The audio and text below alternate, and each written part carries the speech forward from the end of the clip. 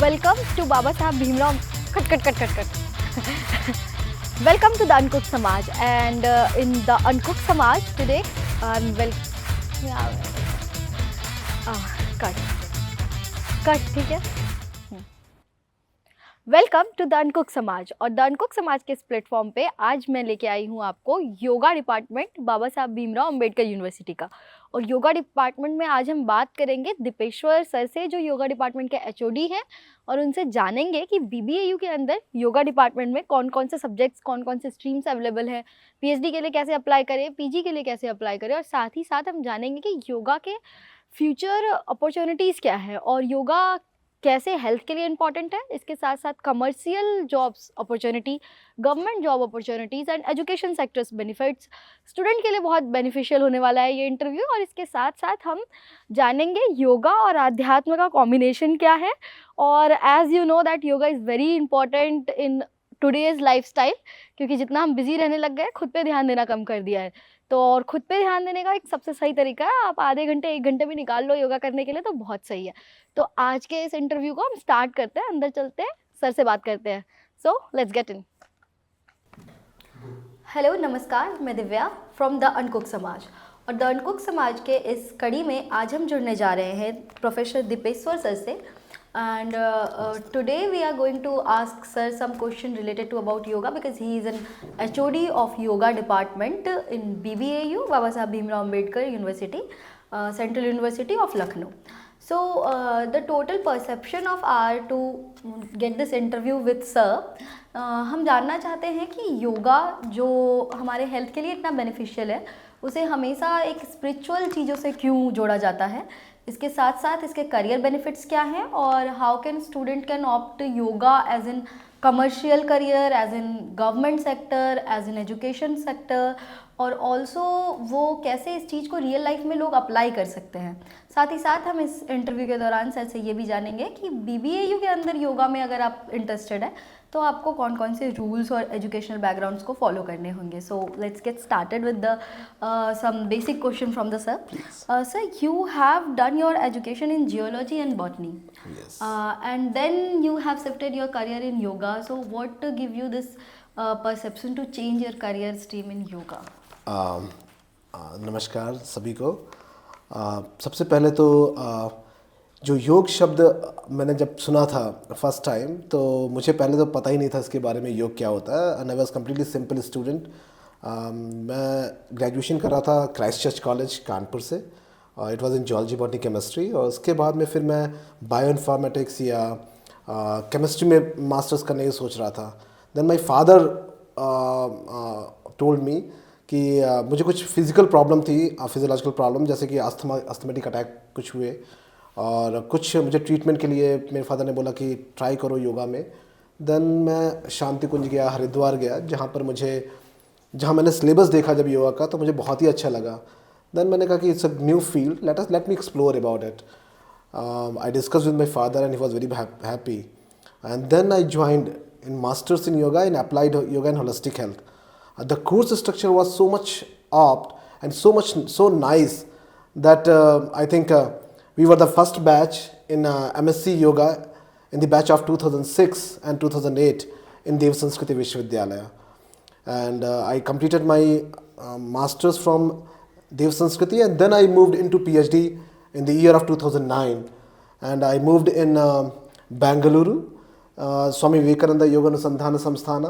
It is one of the pioneer in research.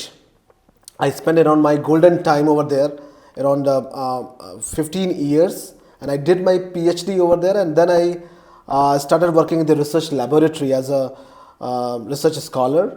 Slowly I learned all the instrumentation. Slowly I developed the laboratory known as cognitive neuroscience, and then I started my journey of in yoga. Sir, आपके PhD research का जो subject था, what is your PhD research subject? Okay, तो जब मैंने PhD research decide किया, तो I was thinking something clinical topic. मैं CABG पे काम करना चाहता था, बाईपास सर्जरी पेशेंट्स के ऊपर.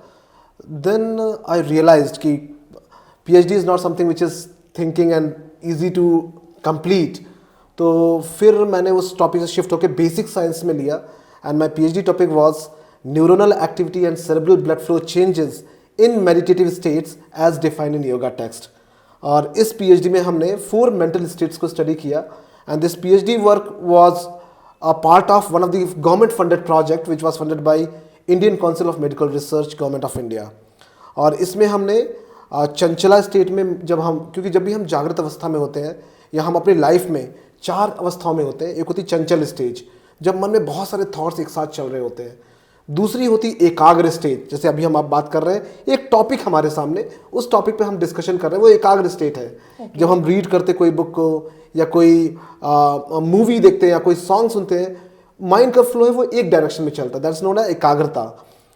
उसके बाद में फिर धारणा आता है। धारणा मतलब एक ही कंटेंट के ऊपर आपके सारे थॉट्स चल रहे हो, जैसे कि एक लाइट जल रही हो, फ्लेम ऑफ लाइट, कोई भी दीपक की अगर रोशनी को हम ध्येय बना करके जब ध्यान करते हैं उसे धारणा बोलते हैं।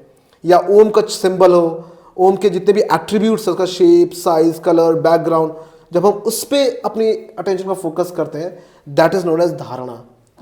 देन वी मूव इनटू ध्याना। तो ध्याना जनरली लगाते नहीं है, वो लग जाता है। That's a sliding process from धारणा टू ध्याना। धारणा इज एफर्टफुल प्रोसेस। हम अपने अटेंशन को फोकस को अटेंशन कोशिश करते हैं कि एक डायरेक्शन में चले, तो हम एफर्ट्स डालते हैं। लेकिन ध्यान में हमें एफर्ट्स डालने की जरूरत नहीं है, वो अपने आप हो ये it's effortless process. That is a differentiation. And the entire in this PhD I studied the sensory process to the brain, कि किस तरह से ये 4 मेंटल स्टेट्स सेंसरी इंफॉर्मेशन को लेके जाते हैं ब्रेन में, और कैसे वो ब्रेन उसको असिमुलेट करके रिस्पॉन्ड करता है। ओके सर, आज की लाइफस्टाइल काफ़ी बिजी और हेक्टिक हो गई है, जी, शहरों में बिल्कुल। बात करें लोगों की, तो इसमें योगा कैसे यूजफुल हो सकता है? How they can real life application some? अगर मैं बताऊं तो आज के समय में हमारे पास बेस्ट टेक्नोलॉजी है। आई थिंक 50 साल पहले इतनी टेक्नोलॉजी नहीं थी। Today's era is a scientific era, technological era. हमारे पास फास्टेस्ट ट्रांसपोर्टेशन है, फास्टेस्ट कम्युनिकेशन सिस्टम है, फास्टेस्ट, अगर आपको फूड डिलीवरी चाहिए with in 10 minutes, hot dosa, hot pizza, you will get it. आपको कैब चाहिए, आप ओला में जाइए, उबर में जाइए, with in 10 minutes you will get the cab.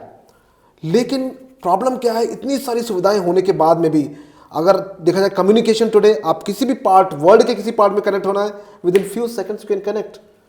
But इतनी सुविधाएं होने के बाद में हमारे पास आज स्वास्थ्य नहीं है, और हमारे पास हैप्पीनेस नहीं है। या happiness is missing. Actually people like medicine ले लेते हैं और बिल्कुल। स्वास्थ्य को तो ठीक कर लेते हैं, पर मेंटल हैप्पीनेस एंड मुझे लगता है कि वो एक पार्ट है जो वो सोचते हैं कि वो स्वस्थ हो रहे हैं, लेकिन अगर स्वस्थ हो जाते तो डायबिटीज बढ़ रहा है, वो बढ़ता नहीं।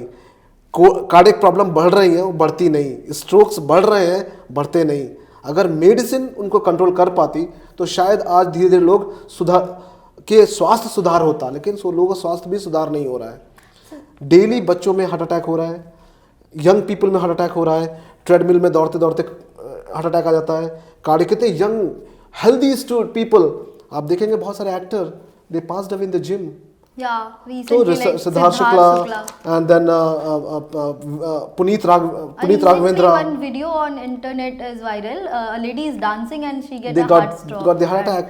So इसके बहुत सारे रीजंस हैं। अगर ये दवाइयाँ हमें सोल्यूशन देती हैं तो मेरे ख्याल से प्रॉब्लम्स कम होनी चाहिए थी, लेकिन मुझे लगता है कि हम सिम्टम्स को ट्रीट कर रहे हैं, रूट को नहीं देख रहे हैं। जो कॉज है उस प्रॉब्लम्स को, उसकी तरफ हमारा ध्यान है ही नहीं। और अगर आप देखेंगे तो आज लोग योग की तरफ क्यों जा रहे हैं, मैं आपको इसका भी आंसर देता हूँ। क्योंकि मुझे लगता है कि आज की जो समस्याएं हैं वो आज की जो अवेलेबल सॉल्यूशंस है वो फुलफिल नहीं कर पा रहे हैं। इसीलिए लोग आज 5000 साल पुराने ज्ञान की तरफ भाग रहे हैं, और its entire globe is running behind that 5,000 years old knowledge. Why?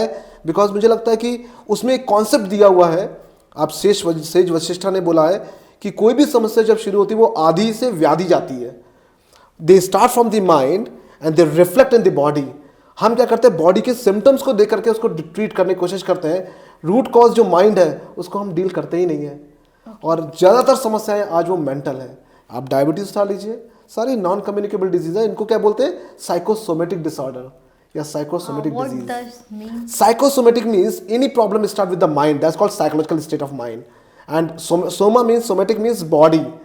सो अगर मान लीजिए माइंड में तनाव है तो आपका हार्ट बीट बढ़ जाएगा, आपका ब्रेथ रेट बढ़ जाएगा, आपकी स्वेटिंग बढ़ जाएगी, माउथ से ट्रम्बलिंग शुरू हो जाएगी, आपके वर्ड सही से निकलेंगे नहीं। I've seen like people around 18-19-year-old girl and boy, they have a sweating problem in hands. Yes, because an of anxiety problem. because over anxious. Over anxiety. Their mind is running so fast but body is not responding. आज हमारे पास वही problem, सबसे बड़ी problem है कि हमारा शरीर है वही माध्यम है हर चीज़ करने का, लेकिन हम जो मन है वो बहुत चीज़ों के पीछे भाग रहा है और शरीर उसके लिए तैयार नहीं है। और इस मिस कोऑर्डिनेशन की वजह से ही कार्डियक अरेस्ट होता है, अस्थमा हो रहा है, आपको डायबिटीज़ ले लीजिए, हाइपरटेंशन ले लीजिए, सारी प्रॉब्लम्स की वजह से। So we would like to know कि इतना कुछ साइंस से रिलेटेड है योगा में, इसके बावजूद भी अभी भी लोग योगा को रिलेट करते हैं from the spiritual thing and they believe that if a young generation like they are more attracted towards the yoga in family and they started doing dhyanam and all. Family person is also thinking like that कि यार पूजा पाठ करने लग गया बच्चा हमारा, क्या हो रहा है ये. So why they are connecting these two different thing in a one domain? I think it's a two different poles. क्या होता है कि जब भी हम बात करते हैं योगा को, मेरे ख्याल से 50 साल पहले, 100 साल पहले लोग इसको समझते थे ये एक स्पिरिचुअल साइंस है और जब बुढ़ापा आएगा तब इसके बारे में सोचेंगे. हाँ. लेकिन आज की जो जनरेशन है, क्योंकि जब से ये रिसर्च और साइंस इसमें ऐड किया है, क्योंकि कोई भी चीज़ जब एक्सेप्ट करते हैं अपने जीवन में तो उसके पीछे एविडेंस होने चाहिए. अगर एविडेंस नहीं है, उसके पीछे प्रूफ नहीं है, तो उसको लेना बड़ा मुश्किल है. और आने वाले समय में क्या हो गया कि जब तक हमारे पास कोई भी मेडिसिन जब मार्केट में आती है तो उसको हम पहले इवेल्युएट करते हैं. उसी तरह 1924 से स्वामी कुवल्यानंद जी ने रिसर्च शुरू किया योगा में, और धीरे धीरे वो रिसर्च ईस्ट से वेस्ट की तरफ चली गई. देन रिचर्ड डेविडसन आए हमारे देश में, उन्होंने तिब्बत मॉन्क्स के ऊपर रिसर्च किया. इसी तरह बीके आनंद फ्रॉम एम्स दिल्ली, उन्होंने बहुत सारे रिसर्च किए जिसमें योगिक फीट्स कि योग करने से हम अपनी हार्ट बीट रोक सकते हैं, अपने मेटाबॉलिक रेट को कम कर सकते हैं, ऑटोनॉमिक फंक्शन को मेजर कर सकते हैं. जब इस तरह की अंडरस्टैंडिंग लोगों के अंदर आनी शुरू हुई तो लोगों ने समझा yoga is not only the spiritual science, is not a spiritual activity, it's something which is connected to the body, which is connected to the mind. So one question in my mind is nowadays people are like joining yoga classes online form. और ऐसे कहते हैं कि yoga nature से जुड़ी हुई चीज़ है और जितना ज़्यादा नेचर के नज़दीक होकर करे उतना ज़्यादा बेनिफिट देता है. And taking that online classes in front of laptop and technology surrounded area, is this going to help people, or we can learn the techniques, but are they going to fulfill that need of mind and relaxation? I think today smartphone and data, internet is very much useful for us. लेकिन ये जो tele yoga और tele medicine का जो system चला है, ये mainly उन लोगों के लिए बहुत यूज़फुल है जो बहुत रिमोट एरियाज़ में रहते हैं, जिनके पास प्रॉपर एक्सेस नहीं है रेगुलर क्लासेस अटेंड करने के लिए. तो it's one of the best method to communicate और to deliver our intervention in a long distance people. But कुछ अगर हम प्रिकॉशन के साथ में इसको एडमिनिस्ट्रेट करते हैं तो ये बहुत ही यूज़फुल है. Otherwise yoga suppose to be done under the guidance of experience teacher. अगर आप यूट्यूब से देख करके और सोशल मीडिया में देख करके अगर आप योगा करते हैं, ये बहुत ही हानिकारक है. ये बहुत ही हानिकारक है. कहते हैं कि जब आप योगा शुरू कर रहे हो, कम से कम 1 हफ्ते से 2 हफ्ते किसी गुरु के सानिध्य में होकर के योग की ट्रेनिंग लीजिए, तभी आप जाकर उसको वर्चुअल ज्वाइन कीजिए. नहीं तो आपको नहीं पता चलेगा कितनी एक्यूरेसी में कर रहे हैं हम, कितना हमें ट्विस्ट करना है, कितना हमें बेंड करना है, इनहेल करना है कि एक्सहेल करना है, ये सब चीज़ें समझ में नहीं आती. सर अभी जैसे कि कुंभ आया था. जी बिल्कुल. And people are very inclined toward the spirituality and they have joined in huge amount Kumbh Mela. So are you believe in this principle that getting the dip in Kumbh Snan get you the relief from all your anxiety and depression? हमारा देश जो है वो भावनाओं का देश है, जहाँ पर भावनाएं बहुत मेजर प्ले रोल करती हैं और कहीं कहीं दिमागी तौर पर भावनाएं इंपॉर्टेंट भी होती हैं. और ये भावनाएं हमारे कभी कभार इंटेलेक्ट जो होता है ना, बुद्धि कहती है ये सब चीज़ें ठीक हैं, बट ना वो एनालिटिकल होती है, लेकिन जो भावनाएं होती कई बार उसको भी कंट्रोल में कर लेती. इसीलिए हमारे देश में जो भावनाएं बहुत प्रगाढ़ हैं, और चाहे वो मदर का अपने बेटे के साथ में हो, हस्बैंड का वाइफ के साथ में हो, बच्चों का पेरेंट्स की तरफ हो, वो एक अलग ही बॉन्डिंग होती है. अगर बच्चा कहीं बहुत दूर है, उसको कोई समस्या है, अपने आप पेरेंट्स को पता चल जाता है। हाँ। That's called telepathy. तो ये जो भावनाओं का देश है, अगर आप यहाँ पर जो कुंभ की बात करते हैं, कुंभ को की जो प्रक्रिया है, ये बहुत ही एक सराहनीय प्रक्रिया है और एक इम्पॉर्टेंट डेज में ये प्रक्रिया की जाती है। कुंभ कह सकते हैं कि कुछ ऐसे नक्षत्रों में किया जाता है जब आपके इस क्षेत्र में सबसे ज़्यादा ऊर्जा का संचार हो रहा होता है, और आप उस समय पर कोई भी गंगा में स्नान करते हैं, संगम में स्नान करते हैं, उसके पुण्य लाभ ज़रूर मिलते हैं।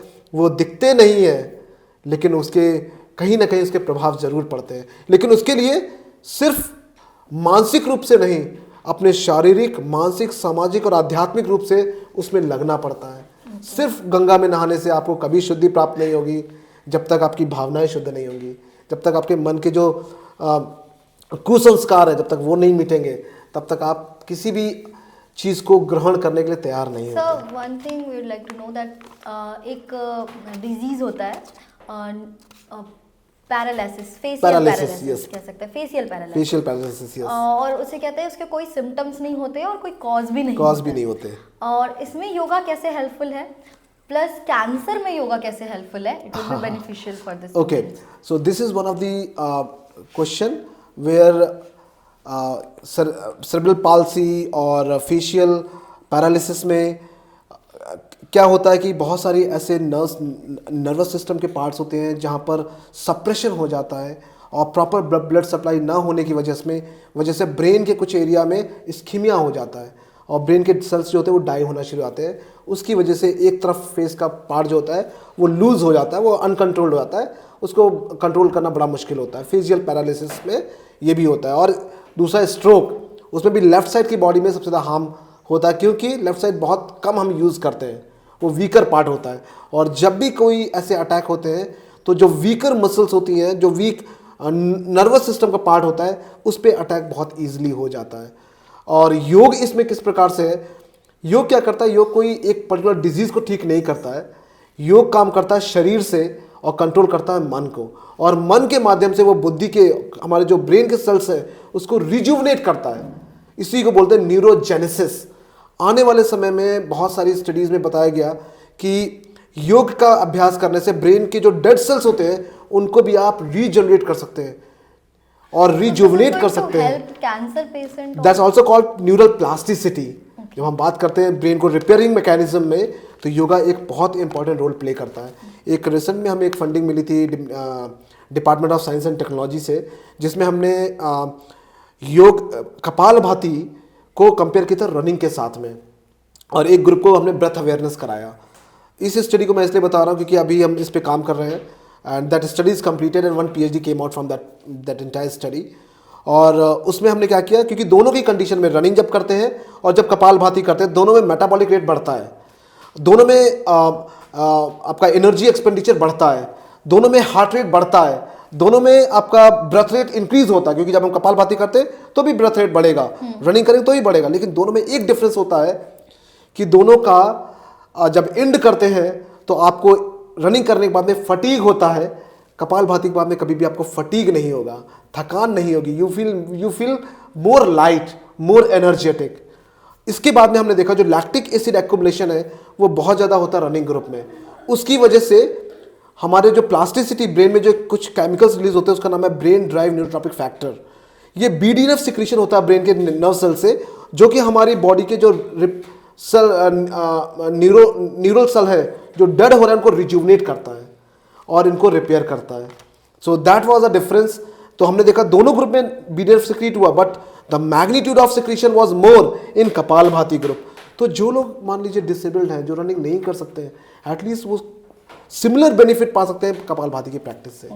वो बहुत ही अच्छा है। And so we'd like to know that कई और सारे कैंसर के लिए आपने पूछा था, I am sorry, It's okay. Cancer में क्या होता है, कैंसर में जो डिफिनीशन है कैंसर की, uncontrolled division of cell, that is also not very good. अगर हमारा देखा जाए तो योग का अभ्यास ना आपके अंदर कोई बढ़ाएगा ना किसी चीज़ को कम करेगा, हर चीज़ को बैलेंस की तरफ करने की कोशिश करता है। कपालभाति करने से हार्ट बीट बढ़ेगा, लेकिन वो ज़्यादा की तरफ ट्विस्ट होगा, नॉर्मलसी की तरफ ट्विस्ट होगा।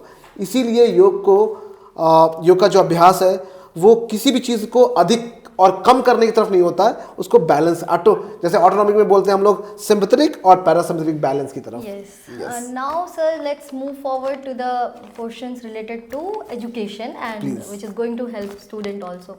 So, sir, BBAU में recently yoga is a department which have been initiated. So, we'd like to know that what kind of criteria they have to fulfill if they want to pursue PhD in yoga in BBAU.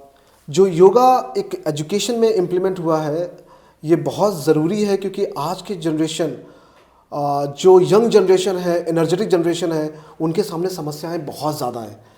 अगर देखा जाए occupation से लेकर के, financial से लेकर के, environmental से लेकर के, पर्सनल लाइफ में बहुत सारे चैलेंजेस हैं जिससे वो ओवरकम नहीं कर पा रहे हैं. देखेंगे तो आज स्मार्टफोन एडिक्शन वो इतना पेनिट्रेट हो चुका हमारे यंग जनरेशन में. आप किसी भी यंग जनरेशन को उठा लीजिए, इवन जो बॉर्न चाइल्ड है उसके अंदर भी इतनी क्रेविंग है उस स्मार्टफोन की, बिना स्मार्टफोन देखे वो खाना भी नहीं खाता. तो इस हम किधर लेके जा रहे हैं इस जनरेशन को. तो मुझे लगता है कि योगा एक उस क्रेविंग को, उस एंग्जाइटी को कम करने में बहुत मदद करे. जिस प्रकार अर्जुन जब युद्ध क्षेत्र में पहुंचा था, भगवत गीता में जो दिखाया गया है, तो वो पूरी तरह से अपने लोगों को देख करके हताश हो गया कि मैं किसको मारने जा रहा हूँ. अपने पितामह को, अपने गुरु को जिन्होंने मुझे सिखाया है, अपने भाइयों को जिनके साथ मैं खेला हूँ, वो सब कुछ भूल गया कि ये युद्ध का मतलब क्या था, और वो अपने धनुष को छोड़ने लगा. He was completely trembling. और उस समय श्री कृष्ण ने उनको समझाया कि तुम्हारा धर्म, तुम्हारी ड्यूटी क्या है, एक क्षत्रिय की तरह तुम काम करो. लेकिन जो अर्जुन के आर्ग्यूमेंट थे वो भी अपने आप में बहुत ही इम्पॉर्टेंट आर्ग्यूमेंट्स थे. और वो आर्ग्यूमेंट्स में मुझे लगता है सिर्फ अर्जुन के आर्ग्यूमेंट्स नहीं थे. आज हमारे समाज में जो समस्याएं हैं वो सारे उस भगवत गीता में दिए हुए हैं. Sir, what are the career benefits of yoga? BBAU not in BBAU. In fact, if any student is pursuing yoga in educational career benefit, like क्या क्या opportunities हैं उनके पास योगा? ओके, तो योग में हम ये कह सकते हैं कि ऐसी कोई भी फील्ड नहीं है जिसमें योग अपना कंट्रीब्यूशन नहीं करता. आप कॉर्पोरेट में चले जाइए, चाहे वो इन्फोसिस हो, चाहे वो आपका TCS हो, वहाँ पर योगा स्टूडियोज़ खुल चुके हैं, योगा क्लासेस चल रही हैं. अगर आप चले जाइए रेलवेज़ में योगा ट्रेनिंग शुरू हो चुकी है. गवर्नमेंट में भी, government sector, non government sector, even corporate sector, ऐसा कोई इंस्टीट्यूशन नहीं है जहाँ पर आज योगा ना शुरू हो रहा हो. एजुकेशन में बहुत ज़रूरत है, क्योंकि आज यंग जनरेशन योगा के इम्पॉर्टेंट फैक्ट्स को लर्न करते हैं. इवन स्कूल्स में योगा एडमिनिस्टर होने जा रहा है. आप देख रहे होंगे केंद्रीय विद्यालय में, नवोदय विद्यालय में योगा का as a content we have started the programmes. तो अभी जो इसका करियर बेनिफिट्स हैं, ऐसी कोई भी फील्ड नहीं जहां योगा, और योगा में एक चीज़ और बेनिफिट है, आप दूसरों को योग कराते कराते हम खुद को भी साध लेते हैं और खुद भी स्वस्थ रहते हैं. तो हम भी बीमार नहीं पड़ते और दूसरों को भी हम स्वस्थ रखने का प्रयास करते हैं. और मुझे लगता है जब तक ये हेल्थ की बात से जुड़ा हुआ है, कोई भी योगा करने वाला बंदा और स्टूडेंट फ्री नहीं बैठता. वो कुछ ना कुछ कर रहा होता है. वो ऑनलाइन क्लासेस ले रहा होता है. वर्ल्ड, मेरे वहाँ भी स्टूडेंट्स हैं जो इंटरनेशनल स्टूडेंट से क्लासेस ले रहे हैं. हमारे डिपार्टमेंट में बच्चे out of the India. And आपको बिलीव नहीं होगा, 10% रिसर्च हम करते हैं, 80-90% रिसर्च हमारे देश के बाहर हो रहे हैं. तो अब इस बार हमने जो शुरू किया है यहाँ पर जो MSc योगा शुरू हुआ है, हमने उसमें कंपलसरी किया है BBAU में कि हर बच्चा एक्सपेरिमेंटल वर्क करे, एविडेंस क्रिएट करे, उनको पब्लिशेबल बनाए. बिकॉज जब तक हमारे पास एविडेंस नहीं होंगे तब तक हम अपने यंग जनरेशन को, और योगा सिर्फ एक यंग जनरेशन के लिए नहीं है, एक बच्चे से लेकर के एक बुजुर्ग तक हर एज के ग्रुप को योग करना बहुत ज़रूरी है. योगा में अगर कोई करियर देख रहा है, PhD ही कर रहा है, तो ये एक थियोरी सब्जेक्ट है या फिर अप्लाइड सब्जेक्ट है? It's completely applied subject. और इसी में हमने क्या किया, PhD में BBA में हमने जो PhD शुरू की उसमें हमने कहा कि फिलॉसफी जो हमारी है, योगा फिलॉसफी, उस पे बेसिस होकर के आप मॉडल क्रिएट करिए, कुछ न्यू फिनोमेना लेकर के आए, थ्योरीज क्रिएट करिए और उसको इवेल्युएट करिए एक्सपेरिमेंटल वर्क के द्वारा. तो जो भी एक्सपेरिमेंटल वर्क होगा उसके पीछे एक फिलॉसफी योगा फिलॉसफी का बेस होना चाहिए, तभी वो पीएचडी एक अच्छी पीएचडी में आएगा। एक्चुअली मुझे ये हर सब्जेक्ट के लिए हमें लगता है कि उसको कहीं ना कहीं अप्लाइड से जरूर करना चाहिए। What is the use of doing PhD if this is not going to help society in develop, because आप 5 साल दे रहे हो क्योंकि पीएचडी एक साइंटिफिक फील्ड है और पीएचडी एक साइंटिफिक डिग्री है, हाईएस्ट साइंटिफिक एकेडमिक डिग्री अगर देखा जाए तो पीएचडी है। और उस पीएचडी में कंट्रीब्यूशन हमें ऐसा करना चाहिए, क्योंकि पीएचडी एक नई तथ्यों को निकाल के बाहर लाता है, नई चीज़ों को लेकर के आता है जो समाज के लिए लाभकारी हो। पीएचडी में सिर्फ हमने कुछ कंपाइलेशन कर दिया तो वो मेरे ख्याल से समाज को एक नई दिशा नहीं दे सकता, और पीएचडी वर्क समाज को एक नई दिशा को तरफ लेके जाता है। तो इसी प्रक्रिया में हमने यहाँ पर जो पीएचडी शुरू की है उसमें कई सारी गाइडलाइंस रखी, जिसमें बच्चे थ्योरी के साथ साथ में एक्सपेरिमेंट करें और वो एक्सपेरिमेंट सोशल बेनिफिट के लिए बहुत ज़रूरी है, कहीं ना कहीं यूजफुल बिल्कुल होना चाहिए वो। And sir like in India you have like आपने देखा ही होगा अलग अलग शहरों में, स्टेट में, सो कहाँ पे योगा का आपको लगता है कि ज़्यादा अच्छे से यूज़ हो रहा है और they are going to study yoga more beneficially, और अच्छे से एक्सप्लोर कर रहे हैं उसे या फिर टीच कर रहे हैं उसे, और अप्लाइड में भी और थियरी में भी, विच पार्ट ऑफ इंडिया? अगर हम देखा जाए तो इंडिया में हमारे पास दो तरह के है, एक सदर्न पार्ट है, एक नॉर्दर्न पार्ट है। दोनों तरफ अपने अपने इम्पोर्टेंस है। जैसे हम कहते हैं कृष्ण की भूमि है हमारी, तो हम इधर राम की भूमि है, अयोध्या है, तो यहाँ भक्ति योग बहुत चलता है, अध्यात्म ज़्यादा है, तो यहाँ फिलोसफिकल बैकग्राउंड बहुत ही स्ट्रांग है। अगर हम देखें ईस्टर्न पार्ट में, वेस्टर्न पार्ट थोड़ा ज्ञान योगी है। अगर देखें शंकराचार्य, रामानुजाचार्य, ये सब साउथ के थे, और इन्होंने क्या किया, इन्होंने ये सब ज्ञान योगियों की तरह इन्होंने क्रिटिकल एनालिसिस किया जो स्पिरिचुअल साइंस था। तो इस मामले में देखा जाए तो जो अगर आप रिसर्च में देखेंगे, एस व्यासा, स्वामी विवेकानंद योगानुसंधान संस्थान, और उसके साथ में बहुत सारे कुबेल धाम, इन्होंने जो रिसर्च की एक परंपरा रखी है, वो एक नया रूप शुरू कर दिया, उन्होंने नया तरीका शुरू कर दिया योग को डिफाइन करने का, एक साइंटिफिक मेथड डिफाइन किया योग को डिफाइन करने का। और उन्होंने क्या किया, best of the east with best of the west, उसको कंबाइन करने की कोशिश करी। और बेस्ट ऑफ द ईस्ट में हमारे पास ये नॉलेज, योगिक नॉलेज, विजडम जो है, उसको हम साइंटिफिकली कैसे इवेल्युएट करें, उसके लिए वेस्ट के जो साइंस है उसके संग मिक्स किया।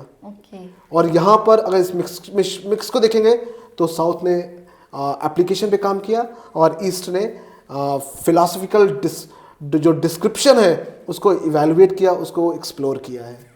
दोनों का इंपॉर्टेंस है। At last we would like to ask, give some suggestion to the student जो आगे योगा को एज अ करियर देखना चाह रहे हो, उनको आप कुछ सजेशन देते हो, that will be very beneficial. अगर हम देखें, योग एक ना सिर्फ जॉब के ओरिएंटेशन से, लेकिन अपने आप को साधने के लिए अगर हम सद गए तो हमारा जीवन भी सद जाएगा। और बिलीव इन योर कर्मा, अगर आपके कर्म अच्छे हैं, अगर आपने पूरे कर्मों के साथ में योग का अभ्यास किया, योग की साधना की है, आपको जॉब के लिए नहीं भागने के लिए, जॉब आपको मिल जाएगी, कोई दिक्कत नहीं है। जॉब के लिए एलिजिबल लोग हमें बहुत ज़रूरत चाहिए।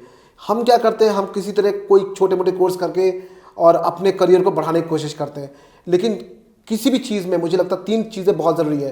ये पहला है डिसिप्लिन, तीसरा है डिटर्मिनेशन, और तीसरा है devotion. Discipline, determination and devotion, इन 3 के बिना अगर आप कोई भी काम करते हैं वो सक्सेसफुल कभी नहीं होता। अगर आप 3 के साथ जाते हैं किसी भी एरिया में, और योग में बहुत बड़ी फील्ड है, लोग बहुत कम हैं। नई जनरेशन से मुझे आशा है कि जो योग का ज्ञान सिर्फ अपने तक और सिर्फ बुकों तक ना रखें, इसको अपने जीवन में उतारें, क्योंकि योग एक जीवन जीने की कला है और योग अपने आप से जुड़ने का माध्यम है। हम समाज के संग नहीं जुड़ पाते क्योंकि हम अपने आप से जुड़े हुए नहीं हैं। हम क्या करते हैं, पूरी ज़िंदगी दूसरों के लिए काम करने की कोशिश करते हैं, बच्चों के लिए, फैमिली के लिए, पेरेंट्स के लिए, लेकिन अपने लिए कभी कुछ सोच नहीं पाते। योग एक जर्नी है जो हमें अपने आप से जोड़ती है, और जब तक हम नहीं जुड़ेंगे, हम अपने आप को नहीं साधेंगे, हमारा परिवार नहीं सधेगा, और जब तक हमारा परिवार नहीं सधेगा, हमारा समाज नहीं सधेगा, और तब तक ये विश्व भी नहीं सधने वाला। तो अपने साथ से शुरू करिए, पूरे समाज को लाभ होगा। Thank you so much sir. At last please say something for our initiative the अनकुक समाज, आपको कैसा लगा? ये एक बहुत ही अच्छा इनिशिएटिव किया है अनकुक समाज ने कि जो चाहे और जो अनएक्सप्लोर्ड एरियाज़ हैं, अनएक्सप्लोर्ड जो इंफॉर्मेशंस है, अनएक्सप्लोर्ड इंफॉर्मेशन को बाहर निकाल करके लोगों तक पहुंचाना एक बहुत बड़ी जिम्मेदारी है। जब हमने यहाँ ज्वाइन किया था 2023 में मैंने ज्वाइन किया, और बाबा साहेब भीमराव अम्बेडकर यूनिवर्सिटी में 2022 से योगा डिपार्टमेंट शुरू हुआ है और 2020 में स्थापना हुई थी। 2022 से हमारे वहाँ से MSc योगा शुरू हुआ और इस साल से PhD प्रोग्राम हमने शुरू किया है। और इसके बारे में बहुत ही कम एडवर्टीजमेंट किया है, लेकिन हम चाहते हैं कि अनकुक समाज के द्वारा आप सबको पता चले कि एक हमने छोटी सी पहल शुरू करी है कि साइंटिफिक और एंशिएंट दोनों को मिक्स करके किस तरह से बेस्ट एजुकेशन प्रोवाइड की जाए। जो हमने सीखी है हम उसको नेक्स्ट जनरेशन को कितने इफिशिएंटली डिलीवर कर पाएँ, उसकी प्रक्रिया में हम लोग यहाँ लगे हुए हैं, काम कर रहे हैं। और बहुत बहुत धन्यवाद अनकुक समाज का, जिन्होंने हमको ये अपॉर्चुनिटी दी कि हम अपनी बात को कह सके इस प्लेटफॉर्म के थ्रू। धन्यवाद। Thank you so much, sir, for your time. It was very nice meeting with you. Thank you. Thank you to the cameraman.